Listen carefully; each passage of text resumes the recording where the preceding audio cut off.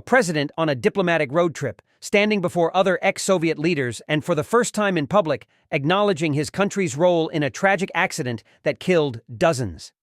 The announcement ripples through Moscow's brittle information ecosystem. Foreign capitals take note, markets shiver, and questions about competence, accountability, and the state of the Russian war machine go from whisper to headline. This is not theater. It is geopolitics unfolding in real time.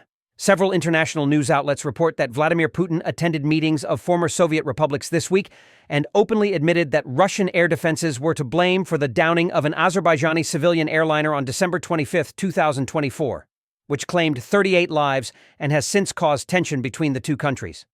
Before we move on to interpretation, it is important to reiterate the factual facts as they are currently in the public domain.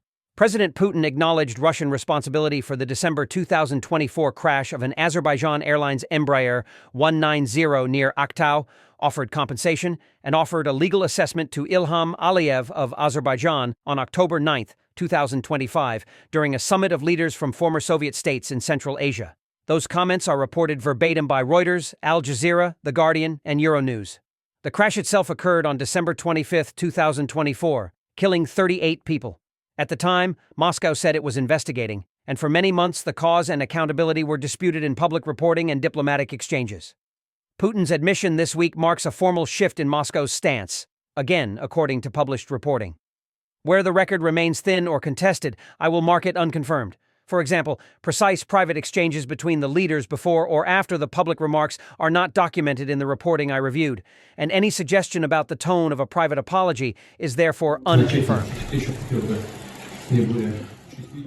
I would like to begin our meeting with the most sensitive topic, the aviation tragedy that occurred in our skies. And even then, we were told on our first phone call not only to apologize for this tragic event, but also from Russia occurred in Russian airspace, but also expressed my most sincere condolences to the families of the victims.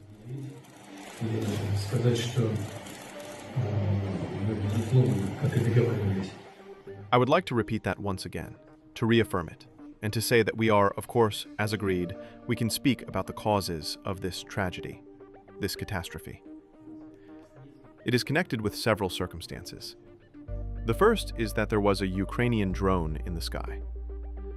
We were tracking 3 such drones that crossed the Russian border at night, on the day of the tragedy. That admission comes against a background of mounting economic and military stresses inside Russia, and these broader realities help explain why the moment matters. Economically, international institutions and independent analysts have been flagging a marked slowdown in Russia's wartime boom. Growth forecasts for 2025 have been sharply reduced. The IMF and independent forecasters project growth around or below 1% for the year, and Russian industry is reporting furloughs and shorter work weeks as domestic demand weakens and sanctions-related frictions bite. According to Reuters, the IMF, and research organizations like the Peterson Institute and Chatham House, industrial output is declining, fiscal pressure is increasing, and the government is battling tax reforms and rising borrowing costs. These tensions impede any large-scale, long-term military or financial mobilization and increase the Kremlin's reliance on stable regional ties. Based on the statistics, it is accurate to state that the Russian economy is experiencing stress, but I classify the emotive phrase that it is melting as interpretive because it is a rhetorical flourish rather than a scientific economic diagnostic. The political impact of harsh economic realities is exacerbated by security and command issues inside the Russian military. Western and independent military analysts have documented persistent shortcomings in command and control, logistics, and force sustainability in Russia's campaign in Ukraine. The events of mid-2023, the Wagner Group's brief mutiny and its aftermath, showcased fault lines between a mix of private military companies, regular forces, and political leadership, and those events continue to reverberate in assessments of Russian military cohesion. Sources that track battlefield performance and casualties, such as CSIS, the Institute for the Study of War, and congressional research summaries, describe significant Russian losses in personnel and materiel, and identify structural weaknesses that have proven costly in a protracted conflict. Those documented military failings help explain why some regional partners, whether in the Caucasus or Central Asia, have felt empowered to recalibrate their relations with Moscow rather than simply acquiesce. That recalibration is visible in diplomatic symbolism.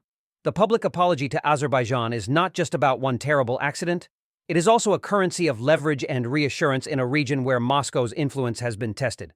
Again, where observers speculate about Putin's personal emotions, for instance, that he is personally afraid, that crosses from verifiable fact into inference and should be flagged as unconfirmed. Leaders often travel to shore up influence when under stress, but attributing inner states requires evidence beyond public speeches.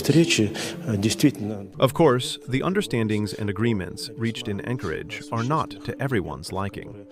During the meeting in Anchorage, the two presidents agreed on quite significant elements that could form the basis for a peaceful settlement in Ukraine. Of course, the understandings and agreements reached in Anchorage are not to everyone's liking.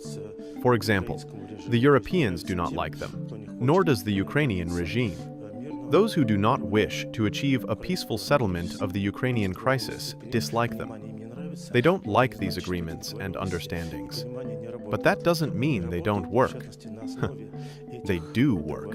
And it is on the basis of these agreements and understandings that we are continuing and will continue contacts with our American partners. So any statements that the momentum of Anchorage is fading or has been exhausted are completely incorrect. Finally, there is the diplomatic and informational fallout. Russian senior officials have been sending mixed signals about the value and future of the August 2025 Alaska summit between Vladimir Putin and U.S. President Donald Trump. Deputy Foreign Minister Sergei Ryabkov said the momentum from that meeting toward peace in Ukraine had been exhausted, while other Kremlin aides sought to play down the contradiction, a pattern Reuters and Al Jazeera described as contradictory messaging coming out of Moscow. Meanwhile, Western officials and analysts are openly discussing expanded military support for Kiev, including the possibility of longer-range strike capabilities such as Tomahawk cruise missiles. A conversation Bloomberg and other outlets report has prompted stern warnings from Moscow about escalation. Those public exchanges matter because they show how a single high-profile admission, Putin's acknowledgement about the Azerbaijan jet, can intersect with domestic economic pressures, battlefield realities, and international arms and diplomacy dynamics to reshape regional calculations. In short, the apology is a fact. The economic and military stresses around it are well documented, and the political interpretations, from claims of humiliation to assertions that Russia may not survive in one piece, move beyond current evidence and should be treated as inference or opinion unless supported by new, verifiable intelligence.